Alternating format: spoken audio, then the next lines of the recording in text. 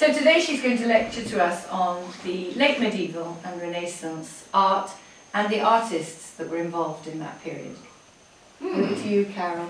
Okay, and obviously it's going to be a selection of these people because we're talking about a lot of different individuals and a very long arc of time. But as you can see, I used as my title page the Art and Architecture of the Italian Renaissance, with a nice panorama of Florence, which I'm counting on you all have been having visited several times. But why is that? Because in effect, the Italian Renaissance is thought to have originated in Florence, as opposed to other cities, and spread out from there. And there's a number of reasons for that. Here we are, one little town in the middle of Tuscany, Florence is, and why there and not elsewhere? Well, it was probably, you could say, a series of happy circumstances that some very interesting people all showed up at more or less the same time and more or less the same place. Obviously there is no date when the Renaissance began. You don't say, okay, it was on Tuesday of 1401. It was a long time coming, and there is no clean break-off between the high medieval art or high Gothic sort of art, international Gothic, and the beginning of the first, what we call Renaissance art. And there's a lot of backwards and forwards too, a lot of overlap between people who held on to the old ways of thinking and people who were way ahead of the game. Sometimes we get as a starting point the year 1401, if you really must sling a date on it. That was because in 1401 there was a contest for the creation of the northern doors of the baptistry, or the Church of Saint John the Baptist, which is the baptistry of Florence's cathedral. Okay, so they put out a, what they in Italian would be a bando, right? For a number of different artists. This group of artists included a lot of interesting individuals. There was Jacopo della Quercia, Lorenzo Ghiberti, Donatello, and Filippo Brunelleschi, who you may be familiar with, and another three as well, competing to have that particular job. They were, this is what this does occasionally, they were supposed to produce a plaque, a bronze plaque that was going to be gilded, showing the sacrifice of Isaac from the Old Testament. And they all got busy and do that. Now, many of these people were already gifted artisans as goldsmiths.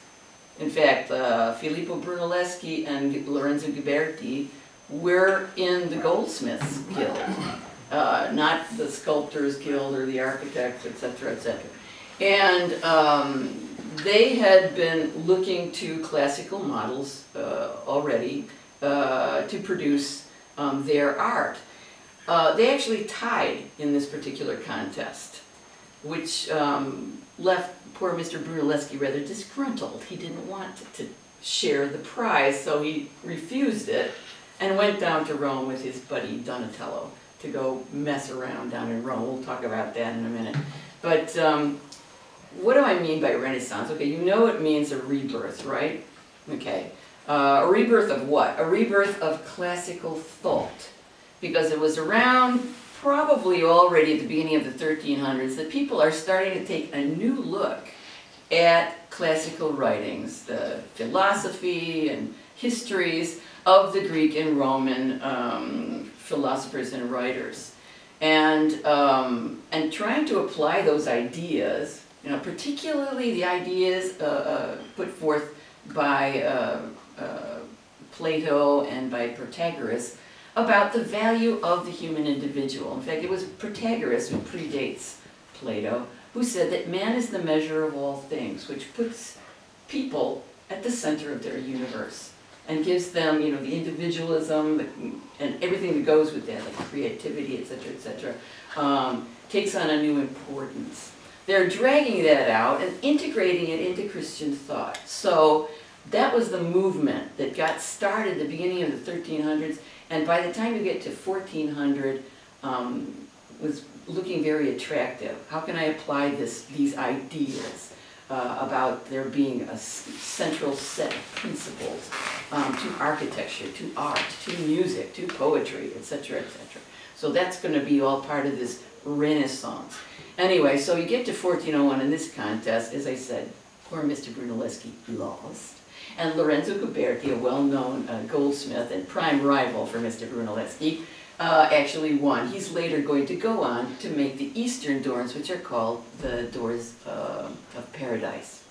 You know those ones, right? Right in front of the cathedral, the big panels of gilded bronze, those are the so-called doors of paradise. He didn't even have to do a contest for them. They put them right in there. Another thing is making this change in thought take place is the rise of a class of oligarchs. We have here the coat of arms of the Medici family. By the way, they weren't always 6 balls. Once it was 11 balls, once it was 8, depending on how many balls they figured they had to have. But this one is when they were Grand Dukes, because it has the ducal crown. But these new merchants who are making enormous fortunes in Florence, applying this humanist thought about civic duty, and if you make wealth, you want to give back to the city that allowed you to make your wealth. These people started sponsoring art on a private level. Now this is interesting because up till about the 1400s, there really was almost zero private patronage. It was all the church buying and ordering works of art. And I venture to say almost 99 to 9/10% religious subject matter. You get up into the 1400s and people are asking for works of art for their private use. And it may or may not be religious subject matter, so that's an entirely new sort of thing.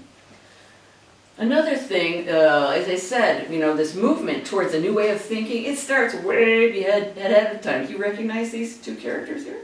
The one with the important nose here? No. Dante Alighieri, that's right, yes. Well, he was born at the end of the 1200s, okay? And what's his contribution here? In literature, he's going to decide to write his Divine Comedy in the vernacular of the common speech instead of Latin, thus making it widely available. Okay, so spreading literature out to the greater public. A very interesting concept that, and one of the first works that, actual big literary works, that was written in the regular language so that anybody could read it. About 40 years later, we have this other gentleman, Francesco Petrarch, who is going to rediscover the letters of the great consul and orator Cicero.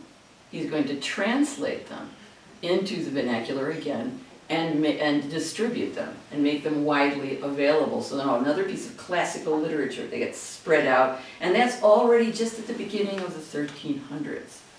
Another thing that's going to have a big impact of changing the way people think about art, life in general, is, well, after these guys, I got ahead of myself. Backing up, I said it's also, the Renaissance is also the product of a set of happy circumstances where it just happens that a bunch of brilliant people come along at more or less the same time. And you may recognize these people. We've got Leonardo Da Vinci, Michelangelo Buonarroti, and Sandro Botticelli here, who actually lived right in the Ognissanti area of Florence. Now, it is also true that the thinking of the day, which had already been metamorphizing, let's say, permitted these men to rise to their potential. So as I said, a number of different factors are all coming together to make this possible. Another thing that really had a huge impact, and I got ahead of myself before talking about it, was the advent in Europe of the Black Plague. which shows up in the Crimea for the first time in about 1346, coming probably from Central Asia. Nasty bacterial infection that nobody had any resistance to. It's going to be spread by Genovese traders to almost every port in Italy and decimate the population. Well, you know, in Europe it ended up killing off half the population. But Italy was particularly hard hit with its densely populated cities.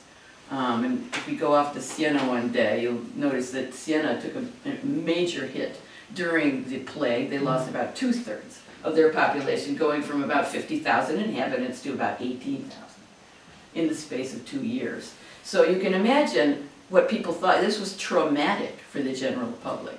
They actually start thinking a little bit more about the here and now and their earthly existence instead of some airy-fairy thing, abstract spiritual ideas that they might have had before. So more attention is getting paid to everyday life because of the plague. Well, now I said early on there were some interesting people who were already ahead of their game, and one of them was this guy.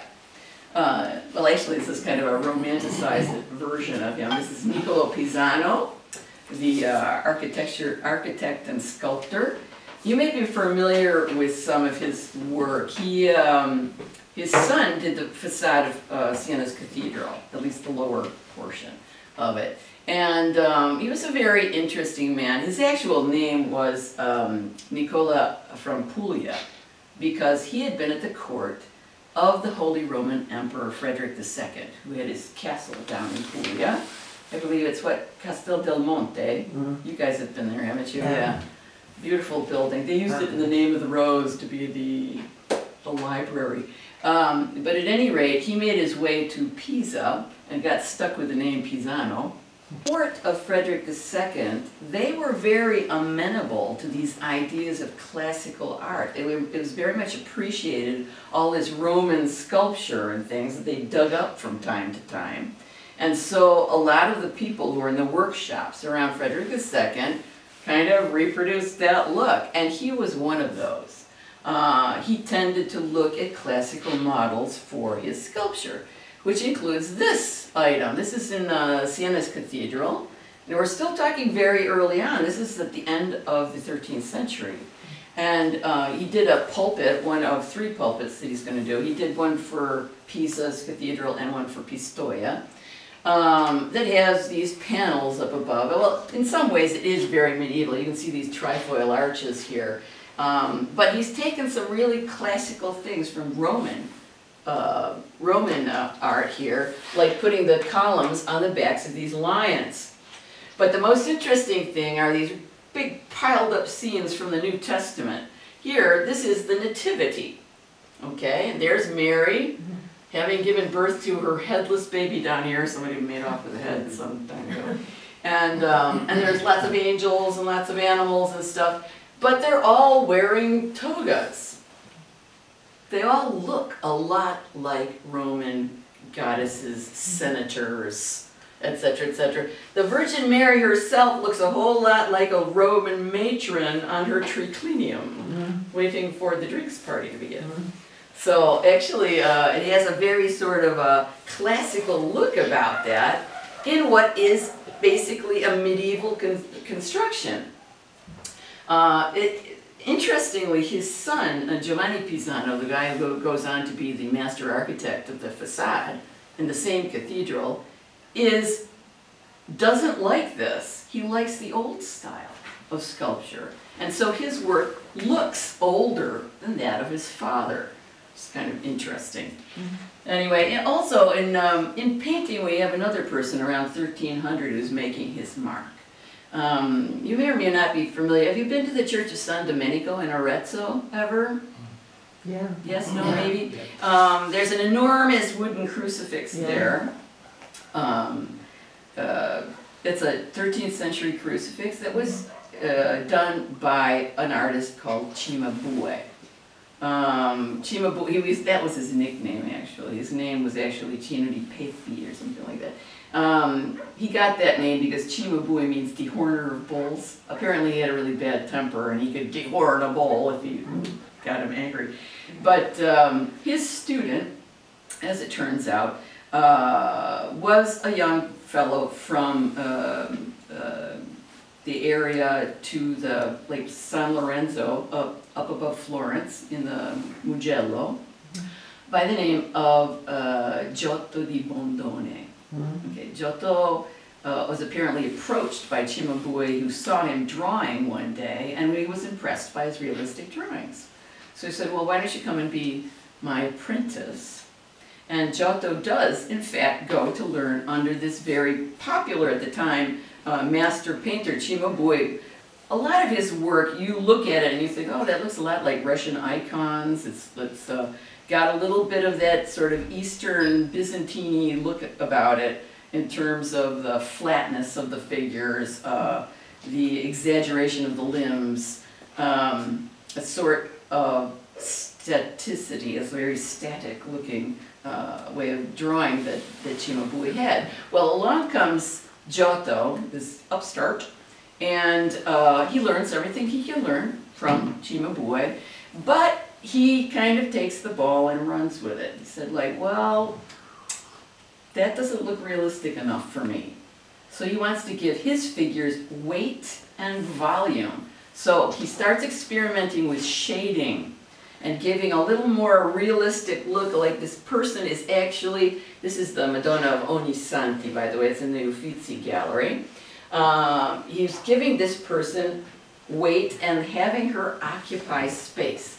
Now, he doesn't really get the concept of perspective right. In fact, whoop, I'm ready to go again.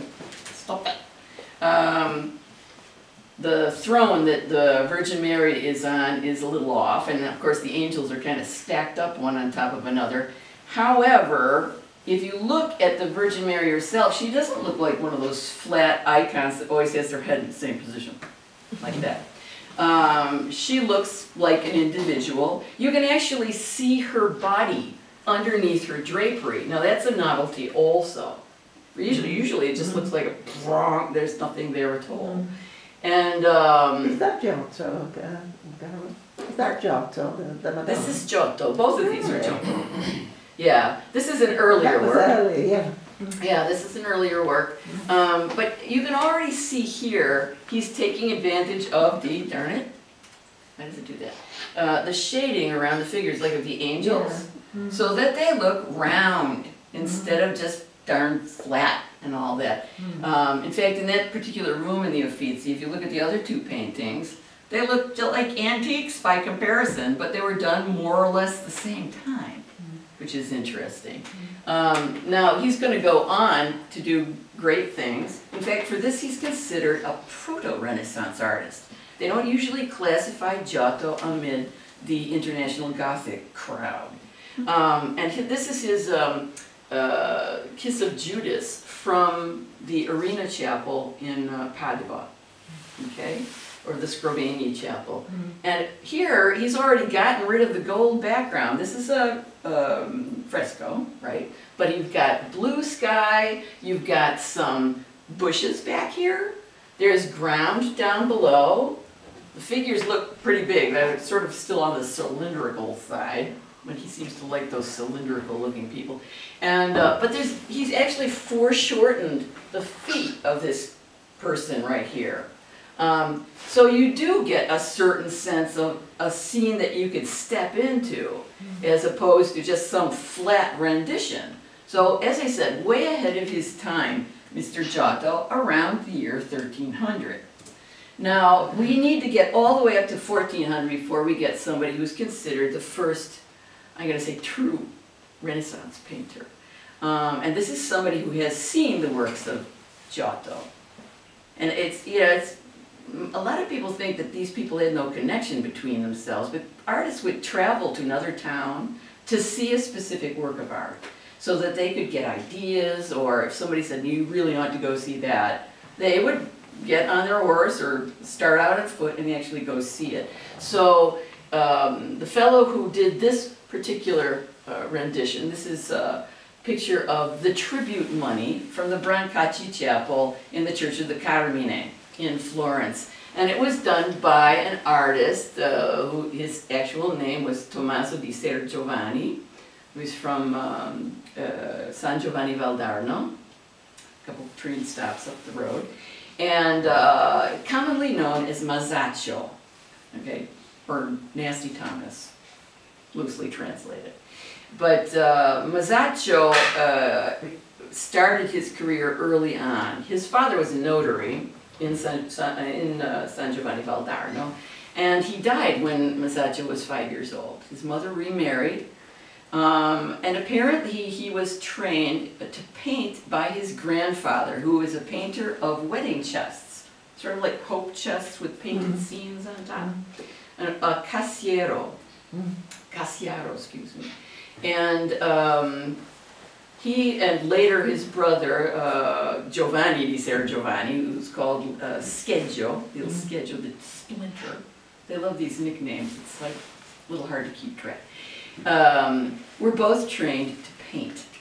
Now, he's another one who decided of his own accord, having read the information from Brunelleschi about architectural perspective, because Brunelleschi wrote a number of things about that. He'd seen the works of Donatello, who was, you know, very much an up-and-coming sculptor. Again, one of the people considered the first true Renaissance sculptor because he's doing a very, very naturalistic figures. So Masaccio has seen that stuff and wants to incorporate it into his painting. But he wants it to look more than realistic, not just sort of like occupying space. He wants it to look like you could go in there. And so he is here for the first time using a vanishing point. So we have real, true perspective here. In fact, you can see the little figure of Peter, St. Peter down there, mountains off in the background, the curve of the sea that way. This architecture draws your eye back into the painting because it diminishes according to the mathematical principles of architectural perspective. And also the figures, he's used a lot of chiaroscuro, a lot of shading, to give them a realistic look.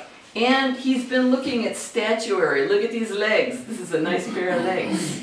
They're really well rendered, also on this figure. His career is going to go great guns through the creation of the Brixio Chapel frescoes. He's considered a real innovator. At some point, he goes down to Rome, becomes ill, and dies at the age of 27.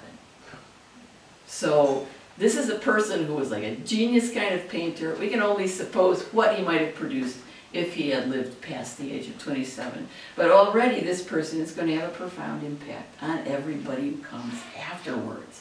He does this sort of thing for the Church of Santa Maria Novella in Florence. This is the Holy Trinity.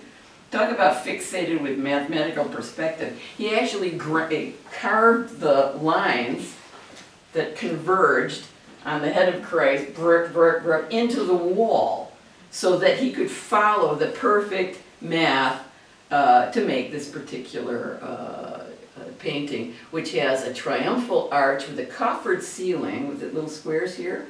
Again, that's a really good vehicle for making it look like it's deep, because you have these diminishing squares pulling your eye back. And out in front, well, you have the figure of the Holy Trinity, because that's what this is. God the Father, the Son, and the Holy Spirit is represented by the dove of the Holy Spirit. There it is right there. That's the collar of God the Father's outfit. That's rather clever, I thought. Now, moving along, I said I was going to talk about Donatello. So we're looking at, like, we've looked at some painting. Donatello also working in the first half of the century, okay, of the 1400s. Again, he went down, remember he went down to Rome with Brunelleschi to go mess around after Brunelleschi, and he lost the competition. So they go down to Rome, and they're going all over Rome digging holes. And people think, oh, they're, you know, looters. They're trying to steal little pieces of statuary or whatever, find Roman whatevers. No, they were looking to find out, like, one, how they made the cement for the architecture. That was Brunelleschi. They wanted to see architectural pieces and sculpture. So Donatello's going to look at all that classical sculpture that got dug up and think, okay, I'm going to do it like that. I'm going to take a classical pose, weight on one leg, like, and make my biblical version look kind of like a classical statue. So he's done this for Cosimo the Elder Medici, who ordered a statue of the young David, from the story of David and Goliath, for his courtyard in the Medici palace. And this is actually the head of Goliath down here. He's already killed him. He's looking very self-satisfied, kind of like, I've done it. The weird thing is he's got a hat and boots and no clothes. Well, in fact, this is probably one of the only nude freestanding statues of the Renaissance, of the beginning of the Renaissance, which makes him already, you know, very different. Well, it does have that kind of come hither look about it, but that could be because Donatello himself was an unashamed homosexual. He was discreet, which kept him out of trouble because that was a criminal offense. Homosexual acts were criminal offenses, but everybody knew he was homosexual. And so that comes out in some of his early figures a little bit. They look a little bit too... That's really kinky, huh? Yeah, yeah. You can leave your hand. Okay. But at any rate, this statue is going to influence, again, all these people are going to influence the people who come later. And in fact, he himself, as time goes by, as he gets older, because he lived to quite a ripe old age, he lived well into his 80s. And towards the end of his life, the kind of stuff he's producing is this. This is Mary Magdalene that was made for the baptistry in Florence. And it's in the Museum of the Works of the Cathedral, Opera del Duomo in Florence. It's out of wood. He actually worked in several different materials. But what you have, this is old Mary Magdalene, not the young, pretty Mary Magdalene with long hair. This is an old woman with wrinkles and underfed and no teeth. And when he produced it, people went, oh, well, hold on a second, that's supposed to be our important saint. What's the deal? And he goes, that's what she'd look like if she'd spent a lifetime in the wilderness fasting. And what could they say? Well, yeah, you're right. So he wanted the realism, which is very interesting. There's another statue done at the same time in the cathedral in Siena, the St. John the Baptist in bronze. You may remember that. It's in a little chapel off to on the left side. Same sort of thing. St. John looks a little worse for wear. He's, you know, he's got his hairy shirt on and he looks thin and a little hard put, let's say, in terms of his health. So it's interesting that he's going for a realism that a lot of artists were not willing to touch. Now, about 50 years later, this is David again, by a different artist, who had seen the work of Donatello. This is Andrea Delgarochio. Okay, Andrea Delgarochio was both a painter and a sculptor. So he's like mid-century now, we're talking him. He's going to be important, not so much because he was super well known as a painter or a sculptor, even though he did beautiful things, like this very cocky, Renaissance-y kind of young man here, again, who's just whacked off Goliath's head and is looking very self-satisfied. He is going to have one of the most important painting schools in Florence and going to have a host of people that you know all about. Botticelli, Leonardo Da Vinci, Luca Signorelli, Bartolomeo della Gatta, Perugino at one point. So, I mean, a lot of interesting people are going to come out of his bottega. Now, going back to Mr. Brunelleschi, because we were looking at architecture before, we're still talking about the first half of the 1400s. And if you need to get up and get a glass of water, that's okay too. He's coming back from Rome. He's decided, okay, forget goldsmithing. I don't want to do that anymore. And he's not really interested in doing sculpture anymore. He wants the architecture. He was a very brilliant individual, self-taught on mathematics. Well, he had studied, he did have an education. And in fact, he wrote, as I said, articles about architectural perspective that were read by other artists. So he's coming back as an architect to Florence. And he's given a number of important commissions. There are several buildings by him in Florence. One of them is this building. This is the Foundling Hospital, also known as the Ospedale degli Innocenti, in Piazza Santissima Annunziata, which is actually a very beautiful piazza. You know, it used to be that this particular piazza was where they have that festival, the Rificoloni, you know, no, right? You have to have lived in Florence. They have like paper lanterns that they light up and parade around that start in this particular piazza. But anyway, this is part of a greater project that he came up with for actual urban planning. Now that's a novelty too, because you didn't really get a lot of urban planning in the medieval cities where they just kind of built helter-skelter all over the place. Now they're thinking, okay, we're going to create it in important public spaces with a particular function. And they're going to be harmonious, they're going to be well balanced, they're going to fit the neighborhood.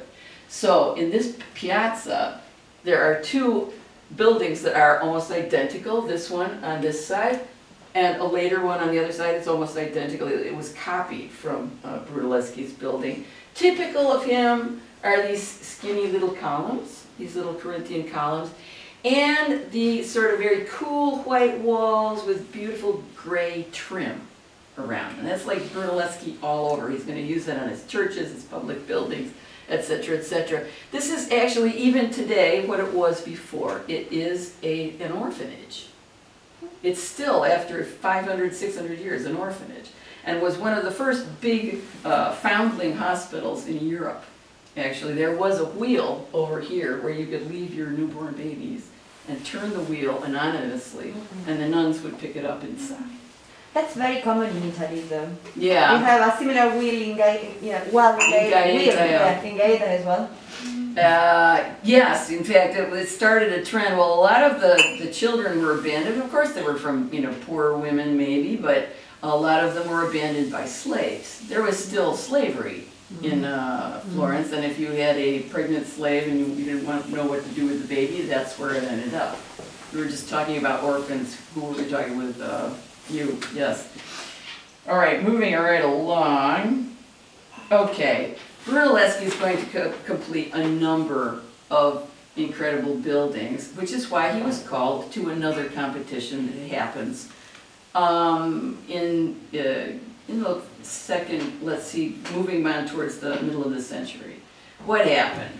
The Cathedral of Florence was started in the Middle Ages, started in like 1290 by Arnolfo di Cambio. And it was a grand plan. This Santa Maria dei Fiori was going to be the biggest church in Western Christendom. In fact, when it was built, it was bigger than St. Peter's Cathedral in Rome. But what happened? They wanted this really big dome on top, the biggest that had ever been made since antiquity, 43 meters across in diameter, which is humongous. And but they didn't know how to do it. They didn't have the technology anymore. The Pantheon, they had no idea how the Romans built that. But they figured, well, by the time we get around to doing the dome, we'll have figured it out. So they built and built and built and built and built, and it gets up to 1418. They finished the whole church except for the dome. And they still haven't figured it out. So what happens? They call another one of these contests and ask the leading architects in the city to come and participate and bring their plans for how they would figure out this dome. And well, Brunelleschi shows up again, and his rival, Lorenzo Ghiberti, the guy who won the commission on the baptistry, and they hate each other at this point, so it was kind of a nasty little thing here. Well, according to an anecdote by Giorgio Vasari, they are given a little task to do. They're given a block of, this might be bunk, by the way, but it's a nice story. They're given a block of marble and an egg and told, okay, stand the egg on the block of marble. And everybody goes, I don't know, toothpick, silly putty, how shall we? And along comes Brunelleschi and goes, ka-bong. Cosimo says, all right, let's see these plans. And Brunelleschi says, no. He didn't want to show his plans to anybody because he's so paranoid that they'd be stolen. So he basically says, you'll have to let me go on faith. Well, that's a lot of money to spend, a big project to give some. But he was a very successful architect, and they said, well, go ahead. And that was probably the smartest move that Cosimo the Elder ever did, is give, have faith in Brunelleschi, because darned if he didn't do it. Because when he was down in Rome, he had seen that the cement used by the Romans was superior to that that was being produced at the time. The cement available in Florence dried very slowly, which was a problem because it had to be supported the entire time it was drying. What kind of scaffolding can you put under a dome that's so big? They didn't have trees long enough. They didn't even have enough trees to build the supporting scaffolding. So his method was taken directly from the building of the Pantheon. They do concentric circles of masonry, one on the outside, one on the inside. They go up a ring at a time. They support each other with a big beams made out of stone or large iron chains that are going to hold the two sides together. Up, up, up. He had specially made 4 million special bricks that fit together in a herringbone pattern, so that they are self-sustaining, not like the ones going one on top of the other, which you could go boink and they all fall down. These ones stuck together like that. So he's up, building up, gets all the way up at the top, and hasn't done the lantern, this thing up at the top, and they go, stop! Don't bother to put it, it'll probably all fall down. And he goes, in the modern parlance, hold my beer. And he builds the lantern on top, and there it's been for the last 600 years. So he was obviously right. If he had not done anything else in his career, this would have made him famous forever. In fact, he is buried inside the cathedral as a special honor. Not many artists were given that kind of honor. In the Cathedral of Florence, and it is still standing today. No longer the largest cathedral in the West, because St. Peter's is going to surpass that in the 1500s. Very interesting man. He was the one who founded the Platonic Academy, again pushing this classical thought in the first part of the 1400s. And he is going to become a great patron of the arts and encourage his peers to also patronize the arts. His palace is this, the Medici Riccardi Palace. In fact, when he had this built, he hires a up-and-coming architect by the name of Michelozzo Michelozzi, who had already had a number of commissions. He was super raccomandato. His brother was the prior of the new church, a new religious order of Santissima Annunziata. The Servi di Maria was a new religious order started in Florence, and his brother was the head of it. So everything they built, they went, come and build this, you, Michelozzo. So anyway, he does this palace, and his design actually beat out Brunelleschi's here. Why? Because it was more simple on the outside. They had sumptuary laws at the time, and you couldn't have too fancy a building. It wasn't allowed. Not too many, curlicues and decorations and stuff. It had to be sober on the outside, and Michelozzo's design is relatively sober. It looks like a fortress. And this was done by an artist called Benozzo Gozzoli. He was an assistant to Fra Angelico. You can see a little bit in the faces about the way he does the faces. It looks a little bit like a master painter. But this is great. This is like, I want to say, the idealized version of the Florentine countryside. And they're all, here come the Magi and their whole entourage, coming down from this stuffed thing that looks a lot like one of the Medici villas outside of town. coming out these rocks, and you have people hunting back here, and birds, and I don't know what else.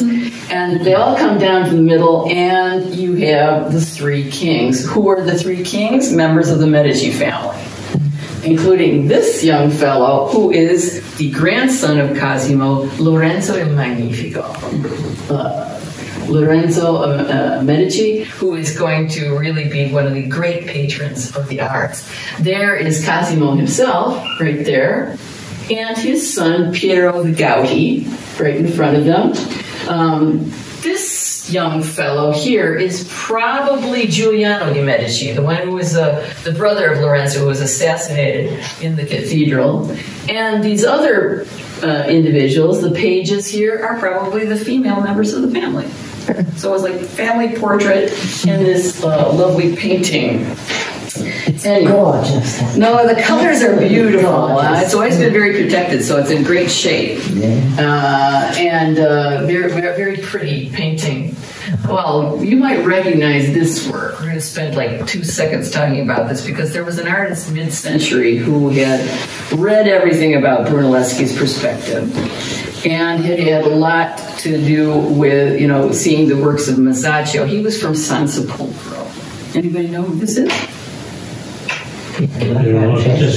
There, Piero della Francesca. Ecco. Piero della Francesca was born to a minor noblewoman and a very wealthy merchant in San Sepolcro. The merchant made his money selling woad, dye plant, like indigo. And he rose to be very important in San Sepolcro. In fact, he was elected to their town priors 8 times in a row. So he spent most of his life there, but he ventured out occasionally. Anyway, he was, up until the 1900s, better known as a mathematician than a painter. In fact, he wasn't even well thought of as a painter until Cézanne wrote an article about him saying that he was brilliant. And so everybody turned around and took another look. And sure enough, he is actually an interesting painter because this painting, The Flagellation of Christ, which is in the National Gallery of the Marche in Urbino, is considered one of the top 10 Renaissance paintings ever made. Why is that? Because it's got perfect three-point perspective. He was a mathematician. So that was his thing. In fact, the Christ figure himself doesn't even seem like the most important thing here, which is kind of weird. This is a small painting. And who are these 3 characters in the front? Well, there's a lot of debate about that. But the interesting thing is this guy, him. This is supposed to be Pontius Pilate. But he looks a whole lot like the Emperor John III, Paleologo, who was the Eastern Emperor and was in Florence for the Florentine Council to try and unite the Eastern and Western Church. They failed, by the way. That never happened, but that's what was happening at the time, so it might be a nod to him.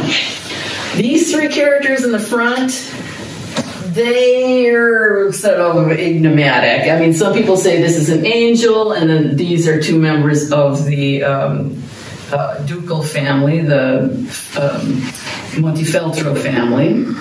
But others think this is actually pictures of the assassinated Duke of Montefeltro, Odo Antonio. He's the predecessor of Federico, and his 2 counselors. They were assassinated in 1444 because he kept spending all the town money and was about to bankrupt the city. So a couple of other assassins came in and killed them all, and Federico di Montefeltro took over. So that might be comparing him to the death of the innocent Christ over here, which is a little kind of a big step if you ask me, but there it is. But why is this painting important? Not for the subject matter. It's important for the perspective. Look how deep it looks. He's done an excellent job with the architecture to make it look as though you could just walk in to this painting. His masterpiece, of course, is in Arezzo. This is the Battle of Hercules and Khosroes, which is on the Brixio Chapel at the end of San Francesco in Arezzo. Have you been there? ever? It's actually well worth a look. I mean, it's you have to book in, you have to buy a, get a reservation. But very interesting. It's part of a series of frescoes dealing with the legend of the True Cross, which is a very popular legend from the Middle Ages about how the True Cross was found, etc., etc. Found and lost again, by the way. But here you have this battle taking place. And again, you can see his little mathematical head working, because look at all the legs. He's still got the perspective just perfect. Even though his figures seem a little on the gelid side. They don't seem very expressive in their facial things. But he was less interested in that than he was about the mathematical precision of the painting itself. The colors are quite nice because they cleaned this off extensively about 10 years ago. All right. Running away from all that, we've already gone through the first part of the century, and I don't want you to fall asleep on me. What time is it? I already talked too much. 5. Okay. Okay, we're good. This is somebody you might or might not recognize, but check out the name on top. Anybody know who that is? Are any of you guys architects? Architects? No. Okay. This is a very famous architect by the name of Leon Battista Alberti. And, everybody talks about Leonardo da Vinci being a polymath. He was a brilliant Renaissance man with lots of different talents. He wasn't the only one. Leon Battista Alberti was born in Genoa, the son of a Florentine merchant. The family had been exiled for political reasons in the previous century, and he was sent off to school in Padua first, and then to university in Bologna to study law. He then made his way to Florence and did more studies there, and ends up eventually in Rome, where he puts himself in the service of the Pope. He joins the clergy to become a priest. So he's acquired along the way. He is a poet, a writer, a cryptographer, a mathematician, a lawyer, a priest, and an architect. How about that? Sounds like a joke. I know, it's crazy. And he was also supposed to have been really tall and good looking.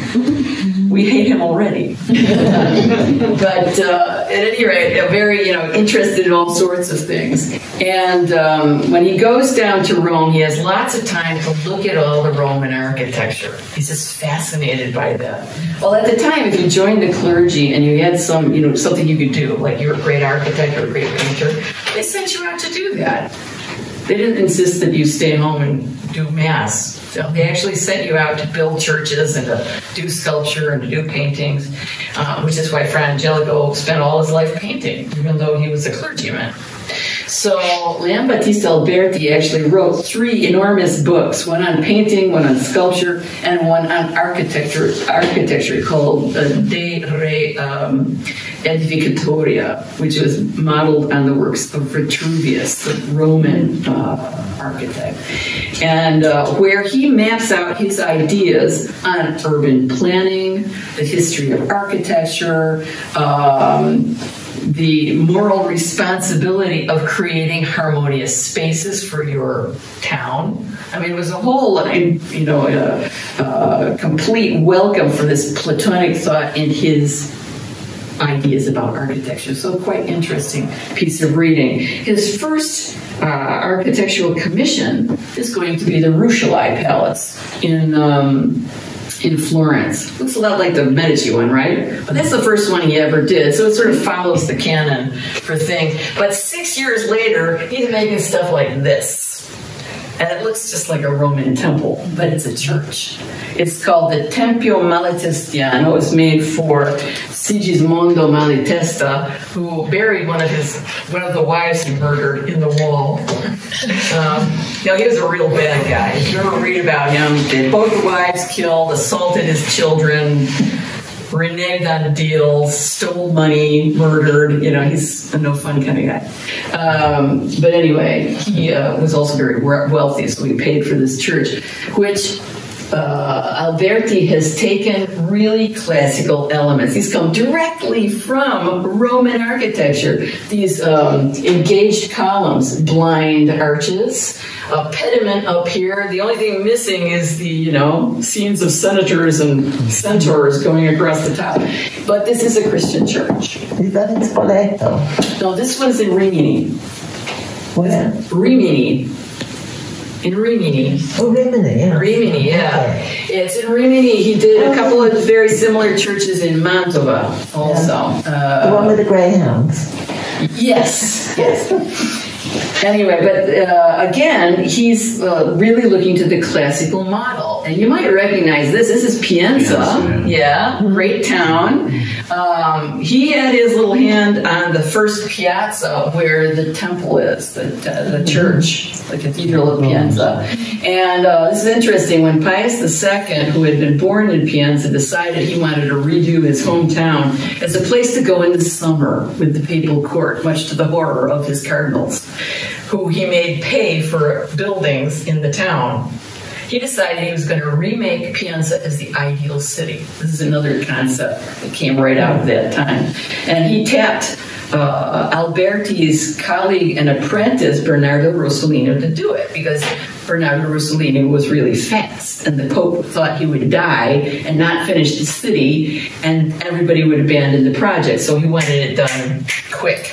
So he actually got Alberti to draw up the plans for this piazza, but the work was done by this other student of Alberti's. And it's very, very clever. Again, almost looks like a classical building on the front. In fact, inside it's very unusual. It doesn't have lower side aisles. It's all the same level inside. The three naves are all at one level, much like a Roman building of the same sort. But the interesting thing is we're talking about a little tiny town, but he was clever. For example, this piazza, which normally is a square, how do you make it look bigger? When you're looking at a square and the lines diminish in the back, right, it just gets smaller. He made a sort of rhomboid shape, this is it, where it opens at the back, so it looks a whole lot bigger than you think it does. That was rather clever. And beside here, he built another one of these enormous palaces, very similar to the Rucellai Palace and the Medici Palace right beside it. Well, in fact, he was absolutely right. As fast as Bernardo Rossellino was, he managed to finish just about everything by 1464. He died that year. And so did the Pope. And everybody packed up and went back to Rome, never to return. And then Pienza just went back to being this little backwater near Siena. Pretty interesting. Well, back where things were happening in Florence, this is Lorenzo Di Medici. Kind of an interesting portrait of him. They really like that nose. Gets a lot of press for that. He's one of these people who is going to be an enormous, great patron of the arts. In fact, he started a school for sculpture in the cloister of the Church of St. Mark's. You know where St. Mark's is? Piazza San Marco, up in Florence. He actually started a school for sculpture inside the convent itself. We don't know what the church personnel thought about that, but there it is. He commanded. One of the things his family commissioned at this time was the work of an artist who everybody knows. Sandro Botticelli. Sandro Botticelli was from the neighborhood of Ognissanti down near the river. One of his neighbors was Amerigo Vespucci, just throwing that out there. But the Vespucci family lived down there. The family that was the biggest hoity-toity family in that neighborhood was the Rucellai family, though. They were the ones with the money. But in any case, he was apprenticed initially to a man called Filippo Lippi, who ended up being a disgraced monk of sorts, but it makes beautiful paintings, very linear style, and that's where Botticelli gets these figures that look, in fact, very linear. here. But he's going to take influence from a lot of different quarters. And this particular painting, which is so lovely, which was probably made for the townhouse of one of the Lorenzo Di Medicis, either Lorenzo the Magnificent or his cousin, who's also named Lorenzo. It's not really clear which one of them commissioned this. In any case, full of symbolism, but one thing of note that you really should notice is it's not religious subject matter. This is pagan mythology. Here, there isn't the Virgin Mary, there's no reference to Jesus in here. It is all referring back to classical times. Another interesting thing is look at all the flowers and fruits and stuff. There's about 200 identifiable plants in this. He painted from drawings or botanical drawings in here. Lots of symbolism. You notice that the ladies have a look that's kind of all the same. A lot of people think it was from his main crush, Simonetta Vespucci, but maybe it was, maybe it wasn't. In any case, what we have here is the god Zephyr, who captures Chloris. By the way, Chloris, this nymph, gives rise to the word chlorophyll. Green stuff. Okay. She's going to morph from nymph into the goddess Flora. Okay, there's flowers sprouting from her mouth. Even as we have the figure of Venus in the middle, who was not just patroness of carnal love, but also divine love.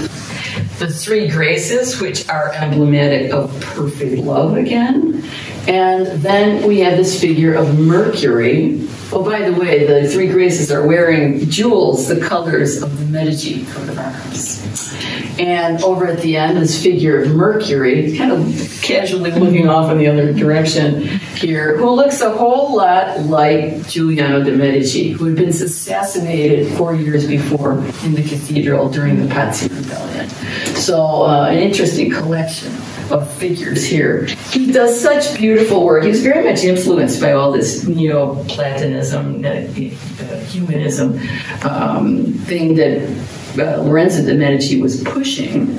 He was a very sensitive individual. He made another purely pagan motif painting, The Birth of Venus, where she's floating on her shell up to the island of Cyprus.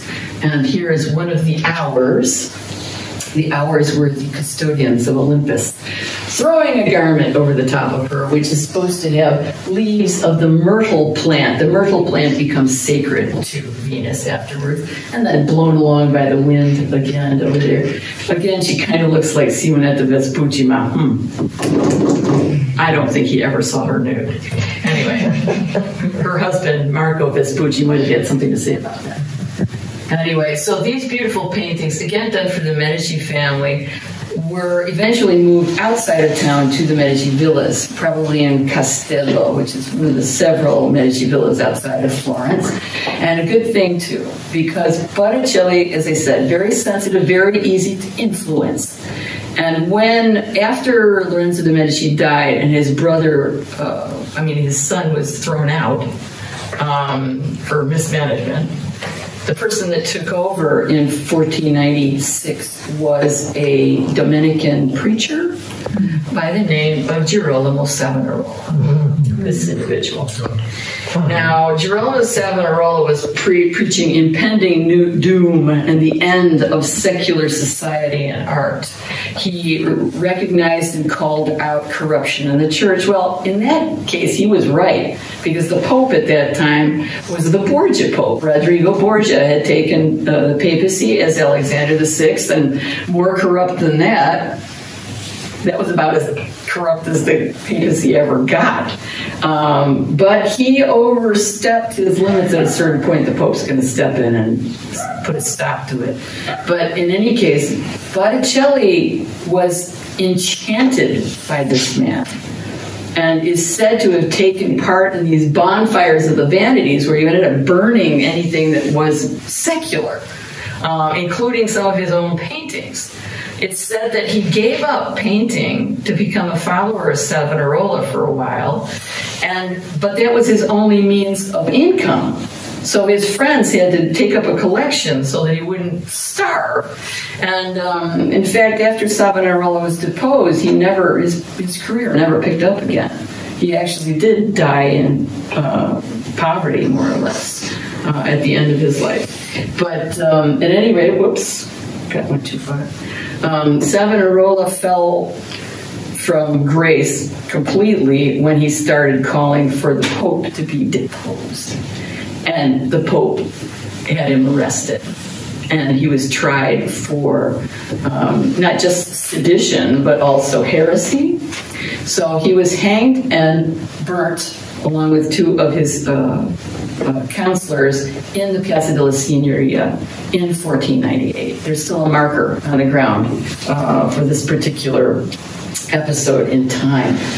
And then, however, Botticelli did end up influencing some people. This is by our homegrown Luca Signorelli. Okay, and it's called the School of Pan. It was done for Lorenzo Di Medici by Luca Signorelli. And his figure of this nymph over here looks a whole lot in the way she's standing and her body like the figure of the Birth of Venus. The Birth of Venus has a better waistline. Anyway, but this painting, by the way, it's in black and white slide because this was lost during the firebombing in Dresden. That was destroyed, yes. So it no longer exists, along with a whole bunch of other stuff. But his masterpiece, of course, is in the San Brixio Chapel in the Cathedral in Orvieto. If you've been down there, really worth looking, gigantic things. Gigantic series of frescoes having to do with the Last Judgment. And this would be the damned going down to hell, which I always think is more interesting than the blessed, you know? Don't you think? I mean, these are nice colors. They're all twisting and moving. The blessed are all like this. But in any case, he was able to put the nude human body in every conceivable position here, and that's what he wanted to do. He was fixated with anatomy, which is why he might have had an influence on Michelangelo Buonarroti in this case. Oh, by the way, this character up here, this woman being transported away by the demon, is said to be a portrait of his ex-mistress. Anyway, one of his contemporaries was Leonardo Da Vinci, who was in the bottega of Andrea Delgarochio. And he was probably still in that bottega when this painting, the first one he did all by himself, was created. This Annunciation is in the Uffizi. Now, why do we know it's by Leonardo? He didn't sign it. We know because he did numerous sketches with this arm. What happened? I did it again. It's magic. With all the folds and the draperies, very, very meticulous about getting all that in. Now, he, again, even though it's his first painting, he's borrowing some things from Andrea Delgarochio, like this console here would be very Verrocchio-esque. And he got the Madonna's arms long. In fact, if she stretched out her arm, one would be longer than the other. But it's his first painting. What do you want? In any case, what is going to become, really his thing is the background. This deep landscape, mysterious landscape with mists crawling across it like that. And it's going to become even more mysterious as time goes on when he does his Madonna of the Rocks. Well, he ran into some hot water in 1481. He and some of his fellow students were accused of sodomy, which at the time was a criminal offense, by a model in this studio who said that they had raped him. And it all went to court. And it was a terrible scandal. In fact, his father at that time disowned him. His father was, again, a notary who had him as an illegitimate son with a peasant woman, but had decided to send him to be a painter, give him a career. In any case, he recognized Leonardo as his son. When this happened, he disowned him. So even though they were eventually absolved, they were acquitted of this accusation. It turns out that the model just hadn't been paid as much as he wanted to be paid. It really ruined his career, at least for the moment. So he packed his bags and went to Milan and puts himself in the service of Ludovico Sforza, Duke of Milan. And he's going to stay there 17 years and create these Madonnas on the rocks with a nice pyramidal construction. That's going to be his thing, so that your eye's drawn right to the center. The attention is right on the center. And again, that kind of strange, mysterious background. But he's also going to do that at the church Santa Maria del Grazia. It's a convent for the Dominicans. And this was in the refectory, of course, that suburb, in the place where you have your lunch. And unfortunately, he decided to paint it a secco. Instead of using true fresco, he painted on the dry wall. And there were immediately problems, because every time the humidity in the wall changes, the paint starts to flake away. So already he had to retouch it a couple times during his own lifetime. And eventually that's why it's not clear, this painting. It's not, it doesn't have nice clean lines. It's because a lot of it has in fact fallen away. They've consolidated it now, but anyway, why is this a brilliant painting and everybody remembers it? Well, usually in a Last Supper, for one thing, you have Judas on this side of the table, which is very distracting if you ask me. Your eye goes to Judas right away. Here, they're all on the same side of the table. Big, and again, the architecture is used to draw your eye back. Big, deep landscape behind. But he's chosen the right moment. What moment is that? The moment when Jesus says, one of you will betray me. And they all back up like, is it me? All right, Peter says, tell me who it is, I'll kill him. Judas kind of goes, oh, I didn't hear anything. It's over here. And they're all like, who can it be? Who can it be? Leaving the figure of Christ isolated in a triangular shape. Like that. Very interesting, very dynamic as a choice of moments to do this particular painting. In any case... Sorry, is the finger raised, is that significant? What's the hand with the single finger? Well, that's funny. He does that a lot of times. It's usually a reference to God the Father up above. But it's actually not him. It's one of the disciples doing that. This is John, the one that Dan Brown keeps trying to tell us is a woman. Anyway, it's very interesting. One of the big success stories on a lot of these artists when they do a painting that you find quite famous is either the positioning of the figures or the drama of the moment that they're portraying that really pulls you in. It's why we find, for example, Michelangelo's David much more forceful than Donatello's David. We'll see that in a second. If I don't hurry up here, you guys are going to kick me out here. Well, he's going to go back to Florence afterwards and paint this little number. Because the lady who lived across the street, Lisa di Girondini, the wife of Francesco Gioconda, lived right across the street from him in Via Ghibellina in Florence. And he was apparently commissioned to do her portrait. And of course, this is the most famous portrait he's ever done, mostly because it was stolen, not once, but twice.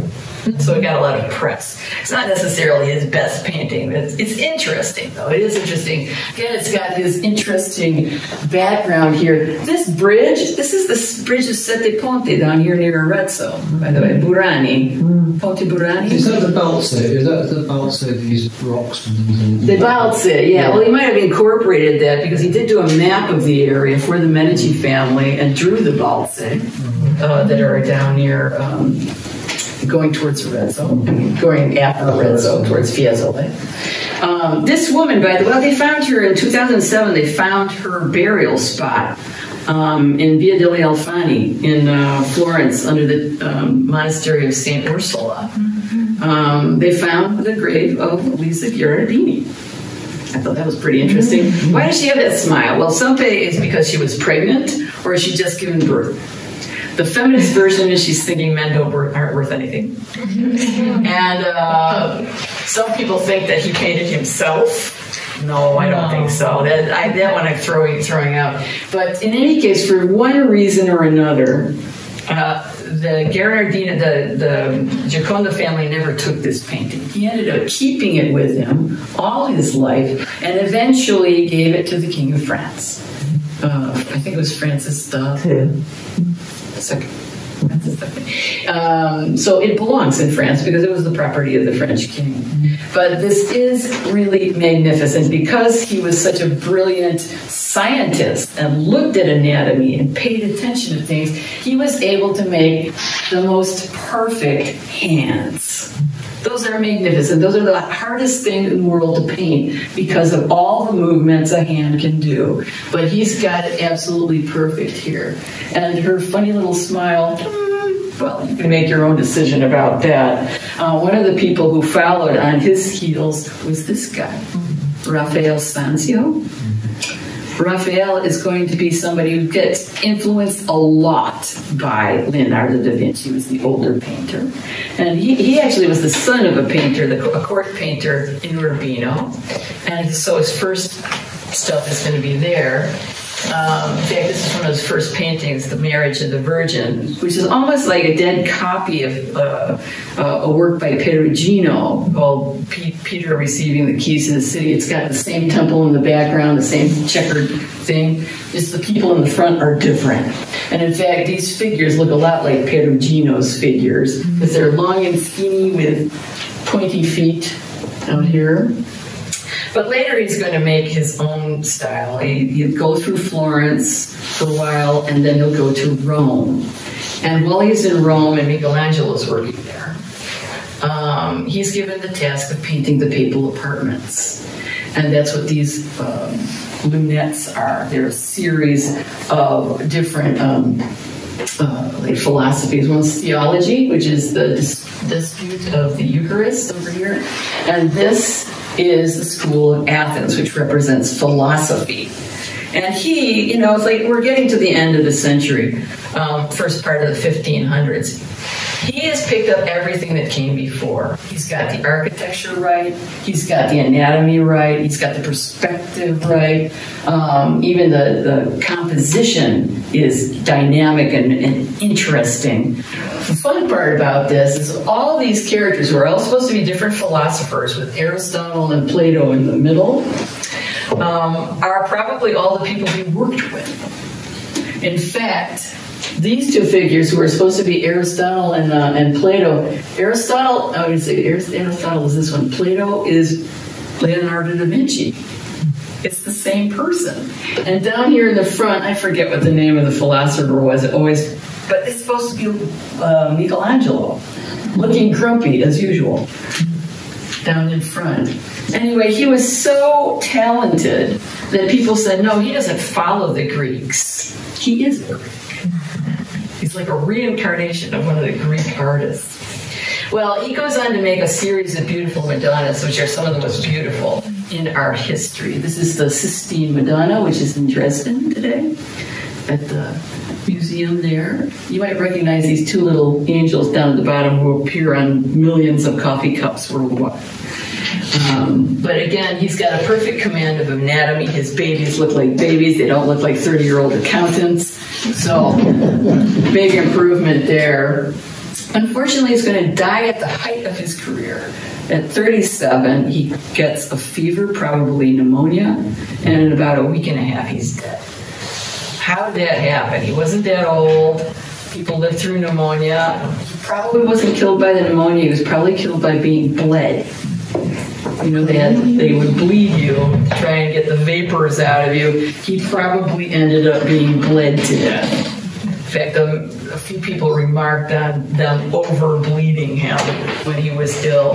And that's a great shame, because a lot of history lost a very important artist. But there was already somebody, you know, who was pretty good painting around and about the Vatican at that time. Now, you've probably never seen this painting, but I chose to show it to you because it's the first painting ever done by Michelangelo Buonarroti. He was 12. How about that? That's the Torment of St. Anthony. This is in the museum, the Kimball Art Museum in Fort Worth, Texas. Who knew? Well, the reason it ended up there is because at first they didn't think it was from Michelangelo and they sold it. Then it came out later that, oh gosh, can you imagine the remorse? But he copied it from an engraving by a Flemish artist called Martin Schongauer. And it's fabulous. I mean, look at those demons. This is the work of a 12-year-old. Don't you hate him? Terrible guy. But, you know, all his, you know, his biggest moves in his career all happened before he was 30. In fact, one of his first commissions as a very young man, he was about 21, was the figure of Bacchus that he did for one of the cardinals in Rome. I should say that he was the son of a minor noble from Caprese up in the Casentino and had been sent to Florence to study painting under Ghirlandaio, and he hated painting. He learned it, as you can see, but he didn't like it, and he did go to that fancy school for sculpture that Lorenzo Di Medici had started. And that's where he got his love of sculpture, three-dimensional art, which he had, during his lifetime, he always preferred. Well, this is a great piece of sculpture. This is in the Bargello in Florence. You can see how drunk he is. He looks like he's about to fall over. He absolutely stinks of wine. But then he's going to do this. This is his first and only signed work. Okay, the Pietà, which was done for the funerary monument of a French cardinal, but was moved in the 18th century to its current location, which is in the first apse on the right when you enter St. Peter, because it was way too beautiful to leave on a funerary monument. Why? This is a piece of work with enormous pathos. He's got the figure, the resigned figure of the Virgin Mary as a young woman mourning over the body of her dead son. And it is very, very powerful, especially when you see it in person. And this is all from a single piece of marble. It's quite incredible. You may remember that back in the 70s it was attacked by that Hungarian-Australian guy who was completely off his nut and thought he was Jesus. They were able to fortunately restore it. But these things were produced before Michelangelo was even 24 years old. He was a very young artist, but he made his fame immediately with these and was called off to work in other places, including Florence. They sent him a message when he was busy working for the Sienese. He dumped the Sienese and went to Florence to work on this. And the Sienese were annoyed ever afterwards about that. But he was given a piece of marble that other sculptors didn't want to work on because it was all full of fractures. But he got busy and stuck with the whole darn thing and went to work. It took him between 1501, took about 3.5 years to finish. This is about 15 plus meters high. And weighs tons, of course. It was originally supposed to go on the roof of the cathedral. They were going to haul it all the way up to the top to be on it with a set of other prophets that were going to go on the top. But at the time, Florence had a Republican government, and they wanted this figure of the little guy combating against the evil Goliath as the symbol of the free republic. So they took it and put it in front of Palazzo della Signoria, Palazzo Vecchio. In fact, it took them 4 days to drag it through the streets of Florence on rollers with 40 men who rested at night. And they placed it there facing Rome, as though to say, you Medicis and the Pope down there, don't even try. They did, they won. But it was good while it lasted. In fact, this particular statue was never destroyed by the invading Papal and Medici troops because they recognized it as a masterpiece and left it alone. which is a fabulous thing. It was moved to the Accademia in 1873 for safekeeping. Where's the marble from? Pardon me? Where's the marble from that? Carrara. It's Carrara. It's Carrara marble, sure.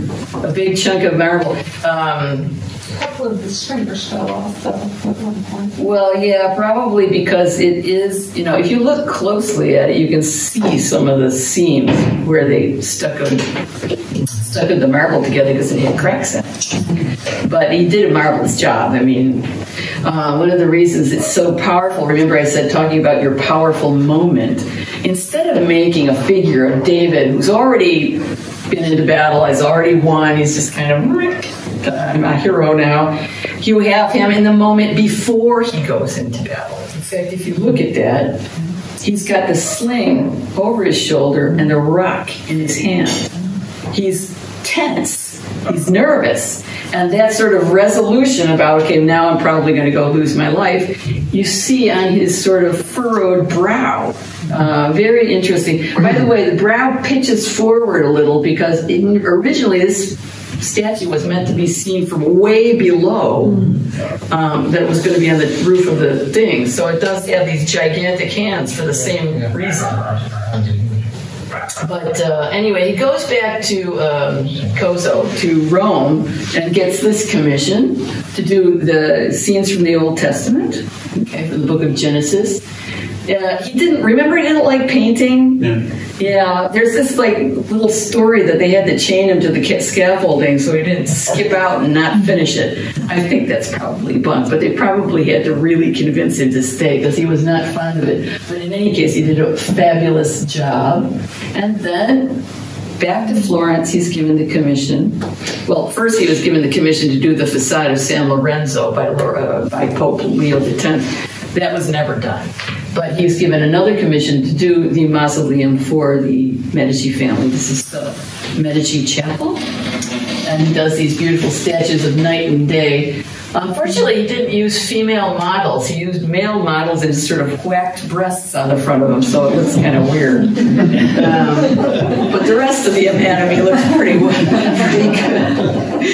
There are about 40 of the Medici family buried in this particular thing, but the two most famous monuments are these one with the figures of dawn and dusk and night and day.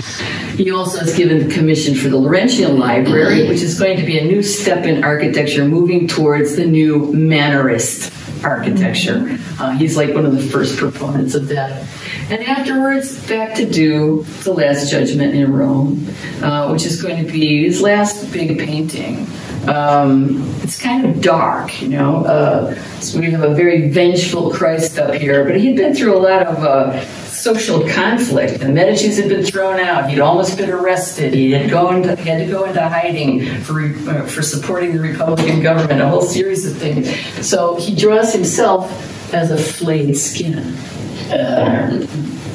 Anyway, interesting person, this Michelangelo. He's the only artist who's going to have his biography written during his own lifetime.